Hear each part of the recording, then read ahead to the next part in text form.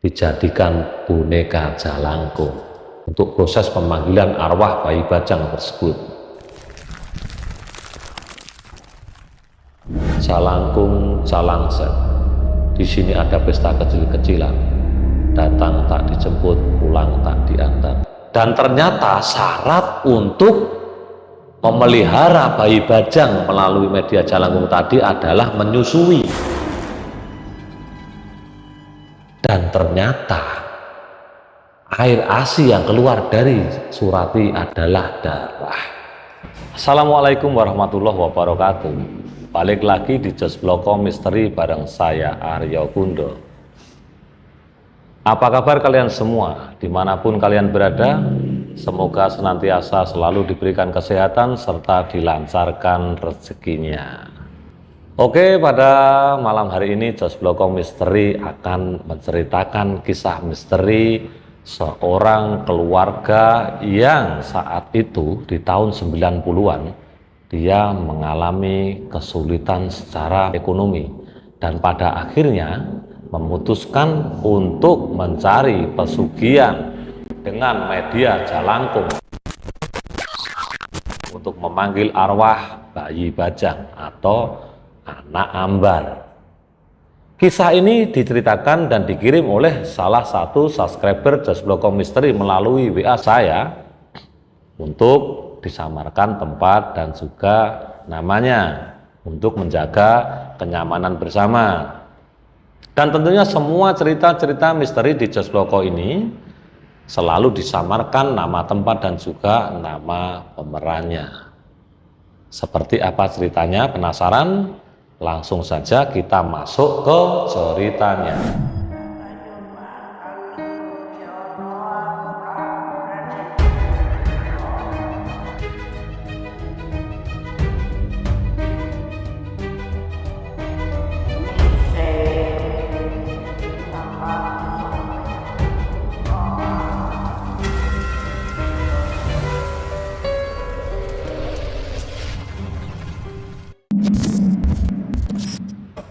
Oke teman-teman semuanya, sebelum masuk ke cerita intinya, untuk kalian semua yang belum subscribe, segera lakukan tekan tombol subscribe agar kalian semua tidak ketinggalan cerita-cerita misteri berikutnya.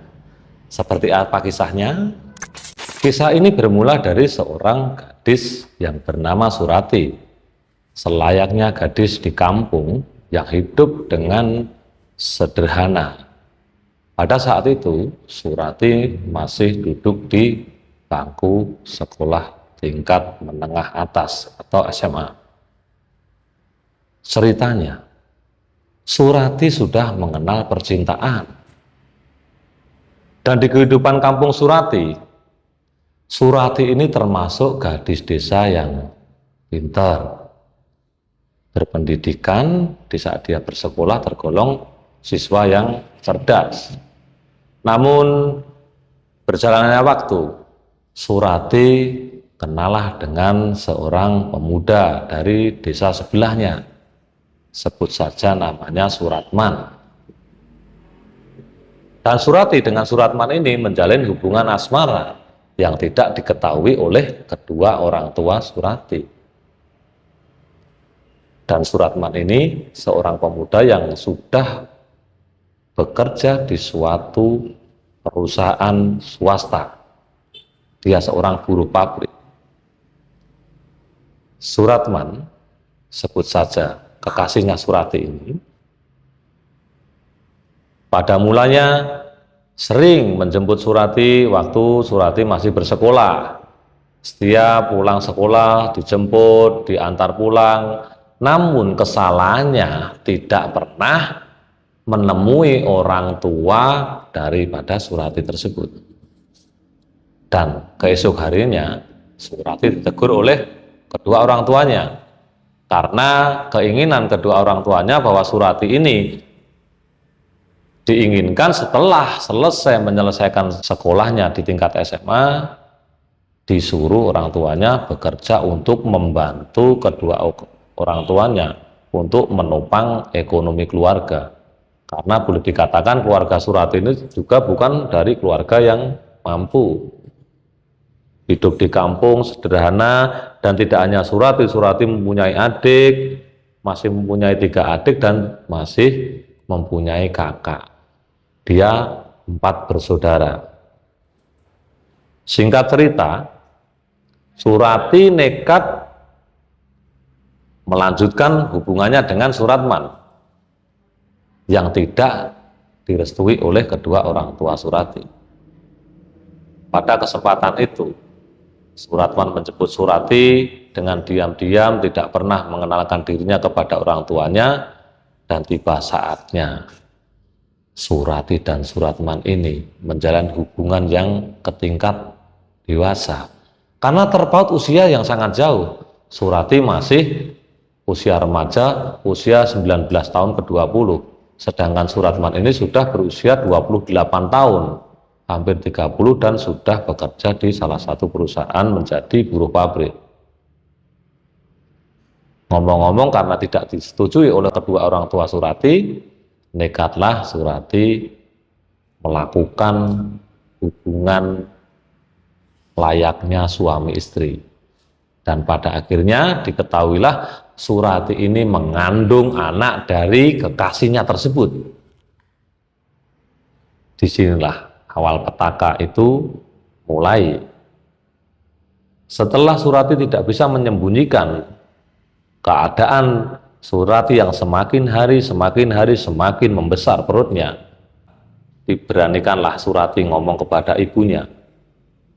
Tidak berani ngomong kepada bapaknya, namun ngomong kepada ibunya. Tentunya wanita lebih dekat dengan seorang ibu, menceritakan kejadian-kejadiannya, hubungannya dengan Suratman, dan akhirnya terkuaklah sudah.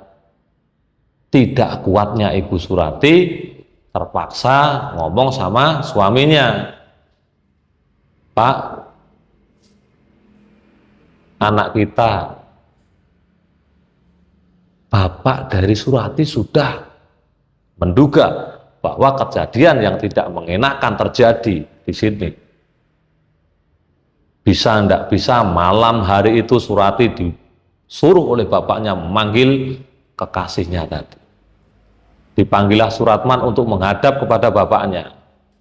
Dengan perasaan cemas, memberanikan diri dan membawa salah satu om atau adik dari orang tua Suratman untuk datang ke rumah Surati dengan tujuan tentunya untuk bertanggung jawab. Namun amarah dari bapak Surati ini tidak bisa terbendung. Setelah percekcokan terjadi dan Suratman hanya menundukkan kepala di depan bapaknya Surati, seorang ibu meluluhkan emosi bapaknya Surati. "Wes Pak, barang wis kebacut." Akhirnya agak sedikit menurun emosi dari bapak Surati. Dikawinkanlah antara Surati dengan Suratman yang sebetulnya terpaut usia yang sangat jauh. Awal dari kisah Surati ini yang sangat memilukan. Di usianya yang masih belia, dia sudah mengandung anak dari kekasihnya. Setelah dinikahkan, berdua Surati dengan suaminya ini menumpang hidup di tempatnya mertuanya, berarti di bapaknya Surati. Sehari, 2 hari, 1 bulan, bahkan sampai menjelang kelahiran anaknya, disinilah mulai terjadi pergesekan antara keluarga kecil Surati dengan orang tuanya.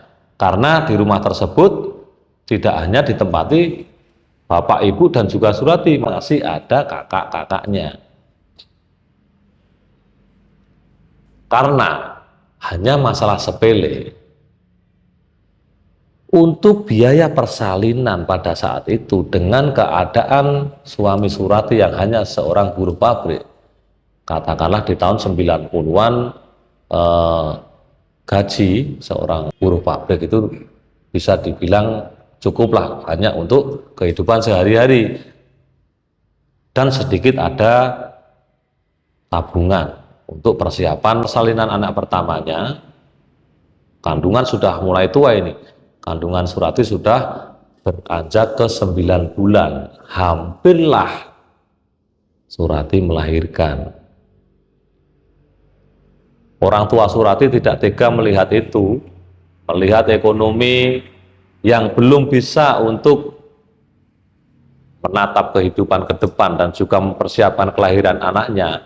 Akhirnya ibu dan juga bapaknya Surati tidak tega, ikut juga membantu persalinan Surati. Semua ditanggung oleh orang tua Surati. Dan Suratman pun berterima kasih kepada mertuanya.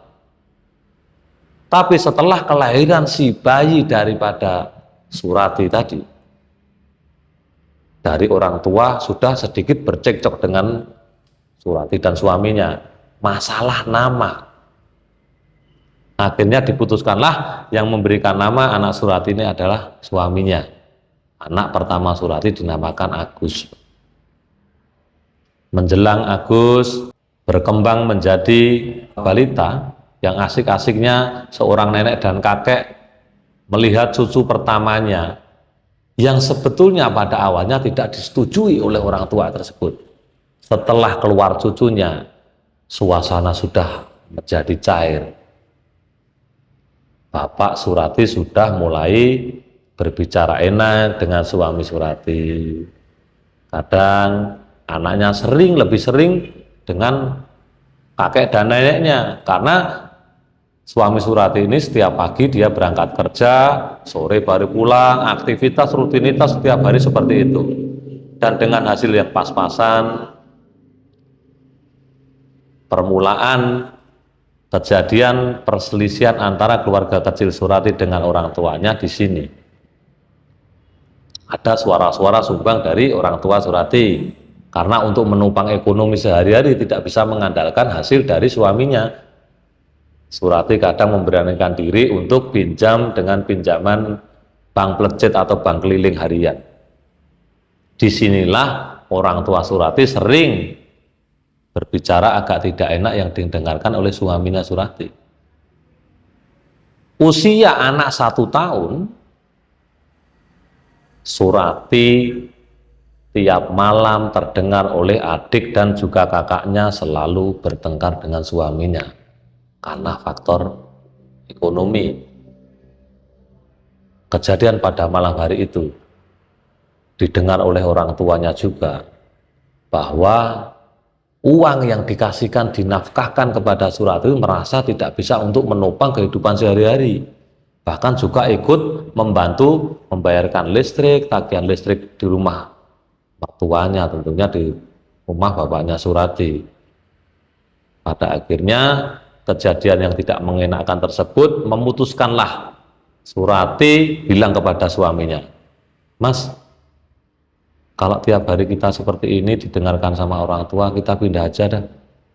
Akhirnya dengan perasaan yang sedikit kecewa dengan keluarga Surati, Suratman mengajaklah pindah untuk mengontrak sebuah rumah kontrakan di desa sebelah, jauh dari rumah orang tuanya. Dia berusaha untuk hidup mandiri di situ. Setelah dia merasakan hidup mandiri dengan 1 anak, dan menjelang anaknya itu bertambah usia, tentunya kebutuhan semakin bertambah. Anak Surati mulai masuk taman kanak-kanak. Sudah mulai tambah lagi biaya untuk kontrakan, tambah lagi biaya untuk makan sehari-hari, tagihan listrik, dan juga untuk mencukupi kebutuhan sang anak. Di saat anak sudah mulai menginjak usia sekolah, disinilah finansial keluarga Surati mulai terguncang dengan gaji yang pas-pasan dan hampir tidak cukup 1 bulannya. Terjadilah cekcok lagi antara Surati dengan suaminya. Ya maklumlah karena Surati ini terpaut jauh sekali usianya dengan suaminya. Hampir 9 sampai 10 tahun beda usianya. Untung suami Surati ini agak sabar. Dengan ocehan-ocehan seperti biasa, orang berumah tangga, Surati selalu tidak merasa terima dengan apa yang sudah diberikan oleh suaminya. Padahal itu sudah maksimal sekali suaminya mengasih nafkah kepada keluarganya. Akhirnya Surati keluar dari rumah. Dia berjalan menemui teman-temannya sekolah dulu, mau ikut membantu menopang ekonomi keluarganya. Dia mau minta pekerjaan di tempatnya temannya. Dia mau mencari informasi tentang lowongan pekerjaan, tapi apa daya, hanya lulusan SMA. Dan akhirnya Surati masuklah ke satu warung makan yang ada di dekat jembatan, di sebuah jembatan di Kota Bengawan. Disitulah banyak orang ngobrol tentang kesulitan ekonomi. Dan Surati merasa diam saja. Ternyata banyak juga ya orang yang mengalami kesulitan ekonomi. Ngomong-ngomong, Surati mendengarkanlah cakap-cakap dari penjual warung makan tadi dengan pembeli-pembelinya. Ada supir beca di situ, ada sales yang di situ yang membahas tentang mencari pelarisan. Disinilah Surati tidak mau ikut campur dengan percakapan tersebut. Setelah orang-orang yang membicarakan tentang pelarisan tadi berangsur-angsur pergi dari tempat itu, Surati memberanikan diri untuk bertanya kepada penjualnya, "Bu, saya dengar-dengar tadi orang-orang pada bahas tentang pelarisan, Bu. Apa benar yang dibilang tadi?" "Ah, nggak usah dimasukkan hatilah, itu cuma omong kosong." Akhirnya Surati tetap mengejar pertanyaan tersebut kepada ibu penjual makanan tadi, menceritakan keluh kesah keluarganya di situ. "Bu, saya tuh berumah tangga, punya anak satu, dan suami saya itu cuma bekerja di pabrik dan gajinya cuma pas untuk kehidupan sehari-hari. Bahkan saya ini ngontrak rumah, sudah tidak ikut orang tua lagi. Keadaan ekonomi saya sulit, saya mau mencoba untuk berusaha." Ah, ibu itu memberi solusi. "Gini Mbak, yang dimaksud dari orang-orang yang bercerita tadi itu Mbah Gino. Di sini sosok Mbah Gino ini adalah seorang sesepuh di suatu desa di tempat dekat warung makan tersebut. Mbah Gino ini bisa mendatangkan pelarisan. Tapi ibu yang jualan tadi tidak pakai seperti itu. Gini ya Mbak, itu hanya omong-omong orang tadi. Dan sudah banyak yang tahu kalau Mbah Gino itu sering dimintai tolong orang-orang luar daerah untuk mencari kekayaan dengan jalan-jalan pintas."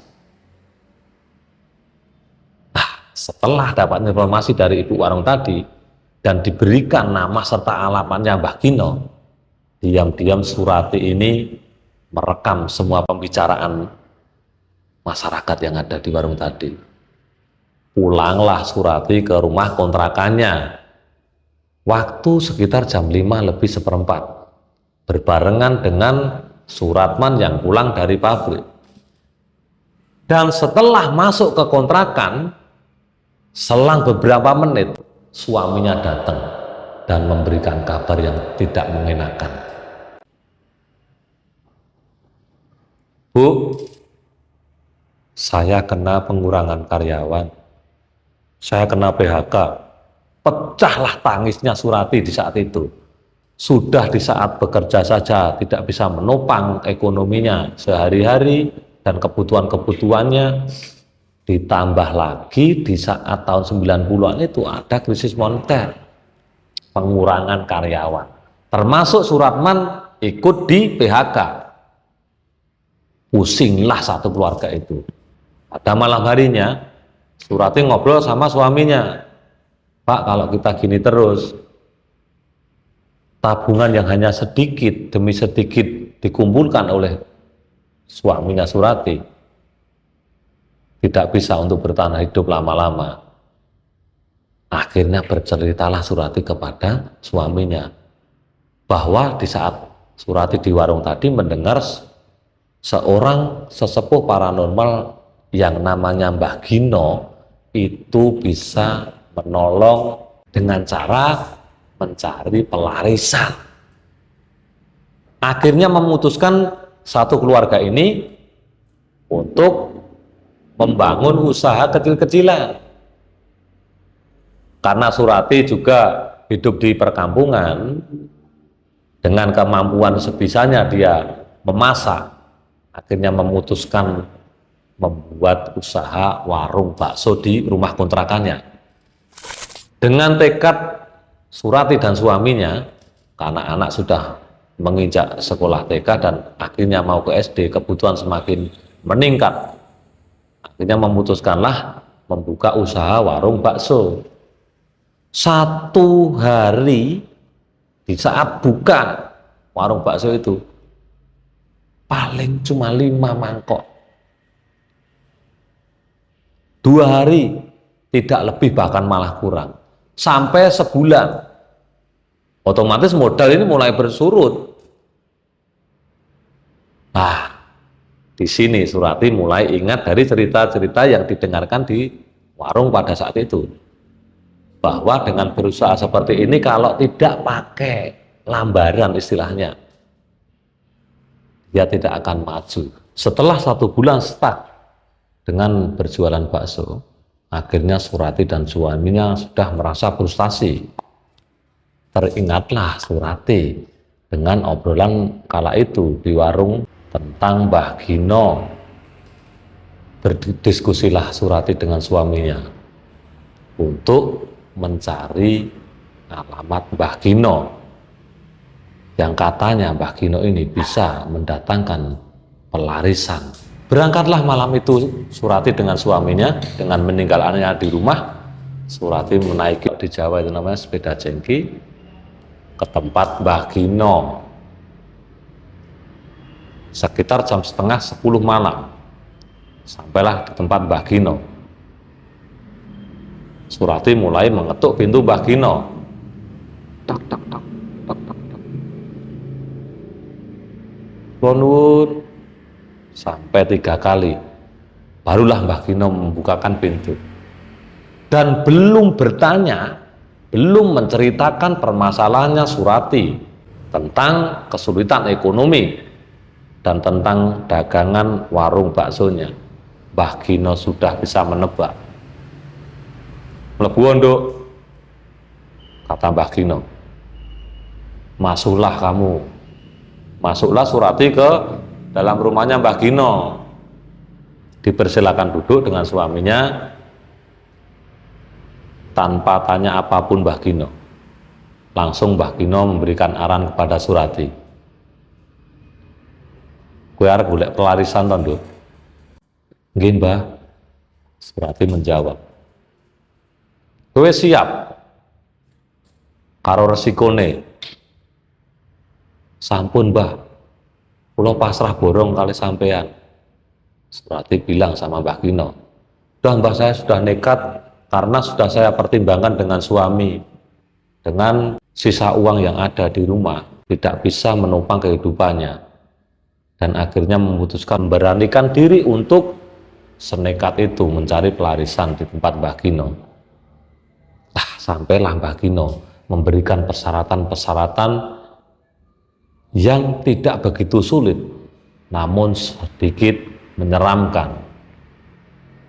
Surati disuruh Mbah Gino dan diberikan mantra untuk ritual pemanggilan arwah bayi bajang atau anak ambar yang konon ceritanya Bayi Bajang adalah terlahir ke dunia namun miskrah, belum saatnya lahir, dia terlahir tapi meninggal.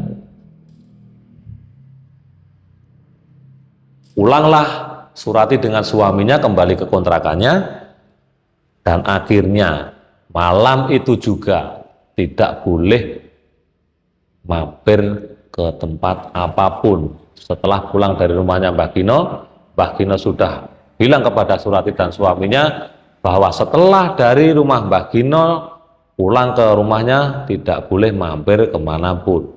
Dan sesampai di rumah, apa yang dikatakan Mbah Gino, syarat-syarat semuanya dilakukan oleh Surati. Suaminya hanya mengikuti saja kemauan Surati. Tepat jam 12 malam, Surati melakukan ritual pertamanya. Dia harus bersuci diri, mandi di sumur dengan tanpa mengenakan busana dan tidak memakai keran, langsung dari sumur timban itu. Setelah proses untuk mensucikan diri seperti apa yang diperintahkan oleh Mbah Gino, tahap ritual kedua, Surati harus mengambil keranjang bunga bekas orang meninggal yang masih baru di pemakaman. Senekat itu Surati. Berangkatlah Surati setelah dari rumah kontrakan. Setelah mandi, Surati berangkat ke tempat pemakaman umum di kota itu. Mencarilah Surati makam yang baru beberapa hari masih ada bekas keranjang bunga yang untuk penaburan bunga. Diambillah keranjang itu, langsung bergegas Surati pulang. Dan malam itu juga harus diselesaikan. Surati mengambil gayung atau irus namanya, kalau di Jawa namanya irus, yang biasa untuk memasak. Dan kebetulan tetangga Surati yang berjualan makanan juga ada barang yang dibutuhkan oleh Surati. Setelah mendapatkan keranjang bunga tadi, Surati mencari gayung dan tidak boleh ngomong sama pemiliknya, alias dengan diam-diam atau mencuri gayung tersebut. Diambillah gayung tersebut, dibawa pulang. Setelah sampai di rumah kontrakannya, dirakitlah sama suaminya, dijadikan boneka jalangkung untuk proses pemanggilan arwah Bayi Bajang tersebut.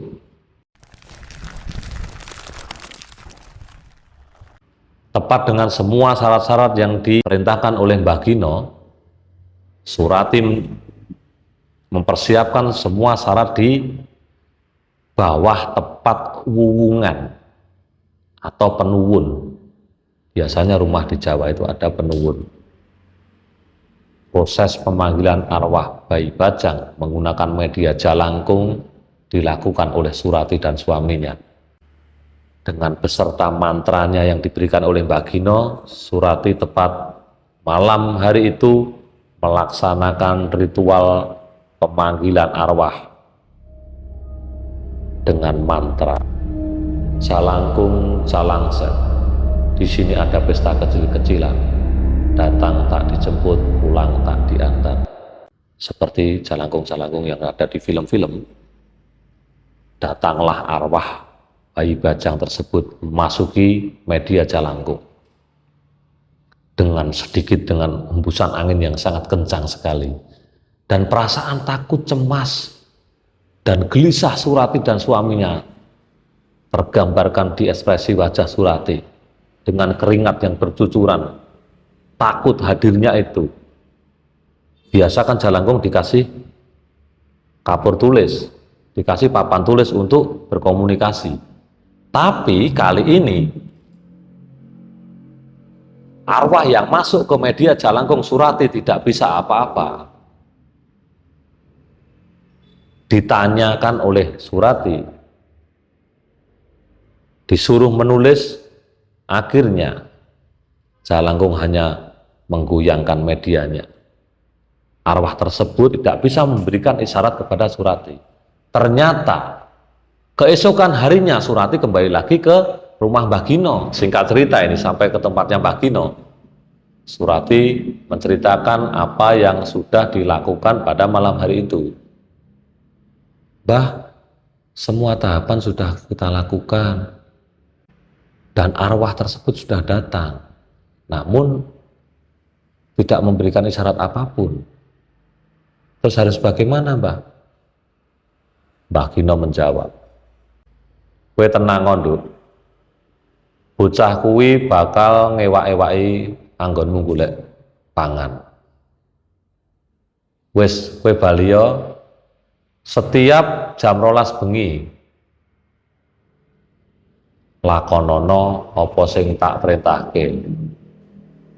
Mbah Gino berkata seperti itu. Akhirnya Surati kembalilah ke rumah kontrakannya, mempraktekkan apa yang diberikan, wejangan yang diberikan oleh Mbah Gino. Dan ternyata syarat untuk memelihara bayi bajang melalui media jalangkung tadi adalah menyusui. Dan ternyata air ASI yang keluar dari Surati adalah darah. Dipraktekkan Surati.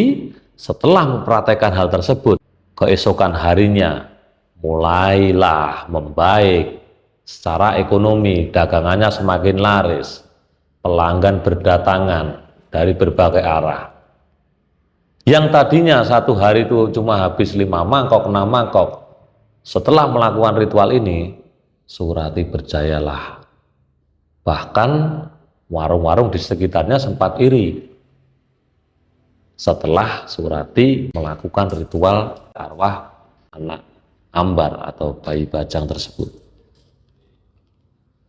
Singkat cerita, Surati mulai berkembang usahanya, omsetnya makin naik, dan akhirnya rumah kontrakan yang ditempati Surati dan untuk berjualan bakso ini bisa dibeli oleh Surati dan keluarganya.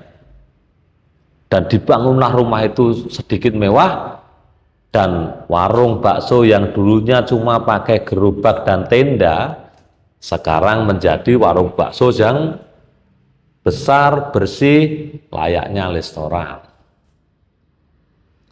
Setelah ekonominya Surati ini membaik dan suaminya, anaknya beranjak dewasa, Surati mulai dapat rezeki lagi. Anak keduanya lahir yang dinamakan Wisnu. Perjalanan hidup Surati semakin membaik, semakin membaik. Setelah ekonominya membaik, berubahlah karakternya keluarga ini. Yang dulunya suaminya Surati, Suratman, itu juga seorang pekerja keras, ikut membantu mengembangkan usaha, bahkan sempat mempunyai 3 cabang di kota itu.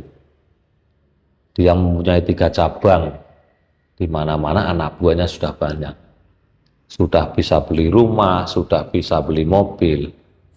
Dan ternyata karakter suaminya dan juga Surati sendiri sudah berubah, tidak seperti dulu. Suaminya sudah mulai jarang pulang, sudah mulai main ke klub malam, sudah mulai bergaya hidup mewah, dan lalai akan janjinya di saat Surati minta pertolongan kepada Mbah Gino bahwa setiap hari, setiap jam 12 malam Surati ini harus menyusui bayi bajang tersebut. Dan konon ceritanya bayi bajang tersebut bisa berubah menjadi dewasa, teman-teman. Banyak cerita yang menggambarkan bayi bajang atau anak ambar ini juga layaknya seperti manusia pada umumnya. Dia juga mengalami perubahan-perubahan menjadi remaja, menjadi dewasa juga. Dan tentunya dengan kelalaian Surati memberikan syarat-syarat yang pernah dijanjikan, karena terlena akan duniawi yang sudah tidak seperti dulu, tibalah malapetaka itu hadir di tengah-tengah keluarga Surati. Kelalaian Surati dan rasa menyepelekan Surati terhadap peliharaannya itu berakibat fatal. Satu persatu usaha Surati mulai gonjang-ganjing. Dia masih nggak percaya, dikiranya cuma karena memang baru sepi saja, tapi tidak seperti biasanya. Berlarut-larut, 1 minggu, 2 minggu, bahkan bulanan. Pada akhirnya 3 cabang warung bakso Surati mengalami kolap dan akhirnya tutup.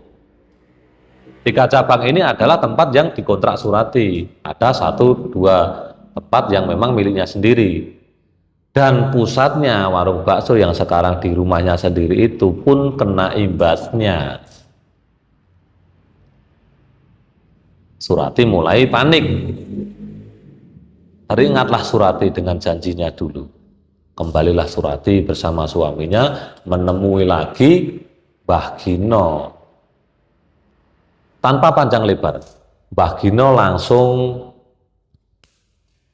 mencerca Surati dan suaminya. Kowe wis lali karo janjimu. Perjanjianmu karo barang halus tok ingkari dhewe. Di situ Surati dan suaminya sudah mulai ketakutan.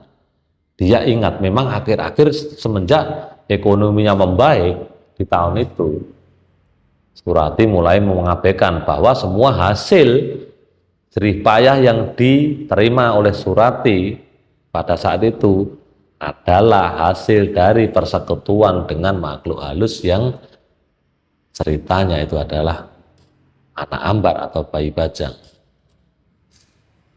Wis wayahe bocah kuwi wis gede wayahe nuntut bales mergo kelaleanmu, kata Mbah Gino. Disitulah Surati memohon kepada Mbah Gino untuk memberikan solusi agar dia dimaafkan oleh persekutuannya. Pada akhirnya Mbah Gino berkata yang terakhir, aku wis ra iso nulungi, aku gur ngelantarke janji sing gawe kowe dhewe. Disitulah mulai Mbah Gino menyuruh Surati dan suaminya pulang kembali ke rumahnya. Wis saiki kowe bali ning omahmu. Sing njaluk kowe dhewe, sing nyangga resikone kowe dhewe. Yang minta kamu sendiri, yang menanggung resikonya adalah kamu sendiri, kata Mbah Gino. Setelah pulang dari rumahnya Mbah Gino, mulailah pertengkaran seperti awal mula Surati membina rumah tangga dengan suaminya pada saat itu terulang kembali. Anaknya juga mulai sudah dewasa, setiap hari mendengarkan percekcokan kedua orang tuanya. Bahkan kegiatan-kegiatan aneh Suratman atau suaminya Surati ini sudah mulai dinampakkan secara kasat mata di hadapan istrinya, yaitu Surati. Dia sudah mulai jarang pulang. Ternyata Suratman ini punya istri simpanan di luar. Sudah kayak orang kaya baru, jadi dia sudah mulai kehidupannya sudah mulai berubah, tidak seperti dulu. Akhirnya hilanglah Suratman, suami Surati, pergi bersama wanita lain, meninggalkan semuanya. Di saat ekonominya mulai kolaps, Suratman sudah pergi dengan wanita lain. Depresilah Surati. Ini semua adalah imbas dari perjanjian Surati dengan makhluk tersebut. Dan akhirnya Surati selalu meratapi nasibnya dan selalu dibingungkan. Bukan hanya faktor ekonomi. Setiap hari setiap hari selalu menurun, hampir pulih seperti sedia kala di saat awal mula dia membangun rumah tangga dengan Suratman. Ekonominya terpuruk, dia mengalami depresi, biaya hidup keluarganya, anak-anaknya yang mulai membutuhkan biaya hidup yang lebih banyak lagi terhambat karena salah langkahnya Surati dan suaminya. Akhirnya Surati mengalami guncangan jiwa yang sangat keras. Dia sudah tidak mau makan, tidak mau minum, mandi pun dia sudah tidak mau. Sampai anaknya kebingungan, ditinggal suaminya, ekonominya hancur, Dan sekarang Surati selalu mengurung diri di dalam kamar. Pemasukan sudah tidak seperti biasanya. Dan tutuplah warung usahanya situ. Akhirnya Surati dinyatakan mengalami gangguan jiwa. Dan sempat Surati keluar dari rumahnya tidak balik. Hingga seluruh keluarga Surati, adiknya, sepupunya mencari bagaimana solusinya untuk Surati agar bisa dirawat kembali menjadi Surati yang dulu. Tapi setelah Surati pergi dari rumah dan mengalami gangguan jiwa, porak-porandalah rumah tangga Surati karena kecerobohan dan kelalaian perjanjian dengan makhluk halus. Bayi bajang atau anak ambar yang pada waktu itu bersekongkol dipanggil melalui media jalangkung untuk dipelihara menjadi pelarisan atau persugihan pelarisan keluarga Surati. Terima kasih teman-teman Jos Bloko sudah setia mendengarkan dan juga menonton video misteri dari Jos Bloko Misteri Channel. Untuk teman-teman yang belum subscribe, segera tekan tombol subscribe agar teman-teman tidak ketinggalan cerita-cerita misteri berikutnya. Salam misteri.